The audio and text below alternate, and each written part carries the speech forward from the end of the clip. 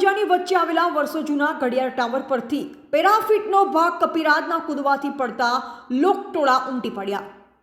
આમોદના main બજારના મધ્યમાં આવેલા મહાસુખલાલ જમનાદાસ શાહ દ્વારા બનાવેલ ઘડિયાળ ટાવર કે જેના સમયમાં ટકોરા એક સમયે આખા નગરમાં સંભળાતા અને એ ટકોરાના અવાજે વહેલી સવારે ગરીબ લોકો કામે નીકળી પડતા। જે ટાવર આજરોજ નગરપાલિકાના હસ્તક છે અને નગરપાલિકા તરફથી તેને ચાલુ કરવા તથા મેન્ટેનન્સ કરવા ટેન્ડર કરી કોન્ટ્રાક્ટ પણ આપેલ, પરંતુ કોન્ટ્રાક્ટર દ્વારા અધૂરું કામ કરેલ હતું અને જે અધૂરા કામની રકમ પર નગરપાલિકા દ્વારા ચૂકવી આપવામાં આવેલ હતી।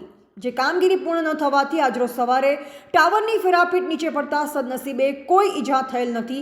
જો આ બનાવ સાંજના સમયે બન્યો હોત તો કોઈકને ઈજા થવાનો સંભવ રહેલ હતો, જેથી નગરમાં લોકમાંગ ઉઠવા પામેલ છે કે આમોદ નગરનું નાક સમાન કહેવાતું ઘડિયાળ ટાવર નગરપાલિકા દ્વારા વહેલી તકે મેન્ટેનન્સ કરાવી ચાલુ કરવામાં આવે। રિપોર્ટર સફીક બાપુ, આમોદ।